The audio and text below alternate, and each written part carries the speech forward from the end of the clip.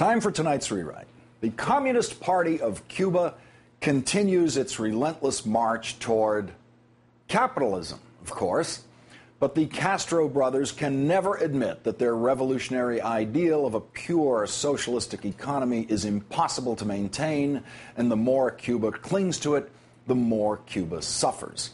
Fidel actually hinted at this as far back as the First Party Congress when, after the first 15 years of strict Cuban socialism, he said on December 17, 1975, "There is no doubt that in the organization of our economy we have erred on the side of idealism and sometimes even ignored the reality of the objective economic laws we should comply with."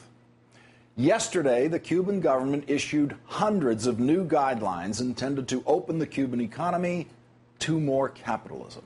Of course, the word capitalism never appears in the guidelines and never appears in current Cuban President Raul Castro's official explanation of what the guidelines are intended to do.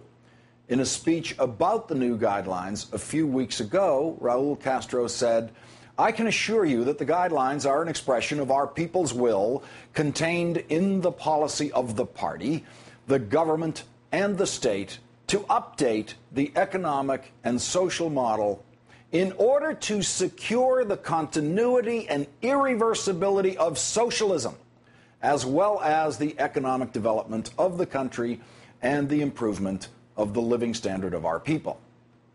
So when the Castro brothers are forced to accept the irreversibility of more capitalism in the Cuban economy, it must be described as, in Raul's words, securing the continuity and irreversibility of socialism. Cuba is as hung up on refusing to admit that its economy includes some capitalism as the United States is hung up on the refusal to admit that our economy includes some socialism.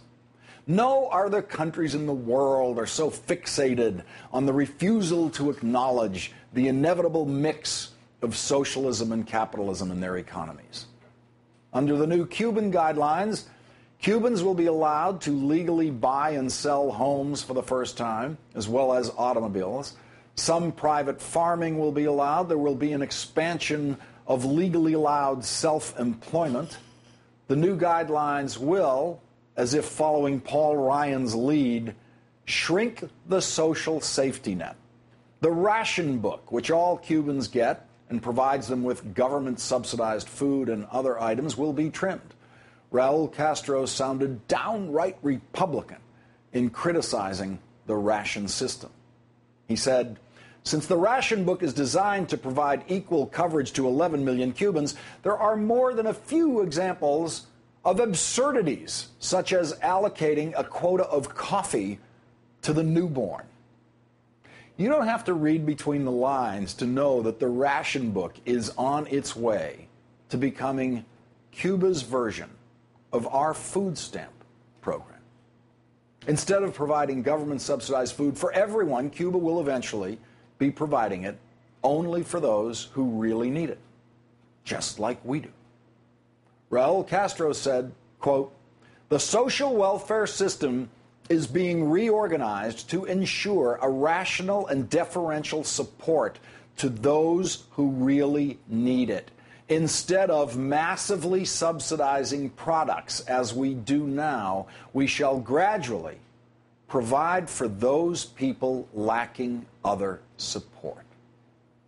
In other words, we have started the process of scaling back Cuban socialism to something much closer to American socialism.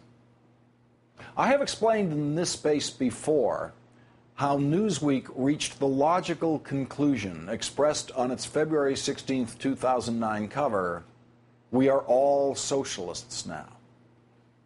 We are all socialists in this country who support public education, state-funded universities, government-run hospitals, Medicare, Social Security, classic socialistic programs that have sensibly found their way into the American economy. The truth is, in this country, we're all socialists to varying degrees, and we're all capitalists. If the Castro brothers were allowed Newsweek to publish a Cuban edition, which they never will, its cover this week would surely be, "We're all capitalists now."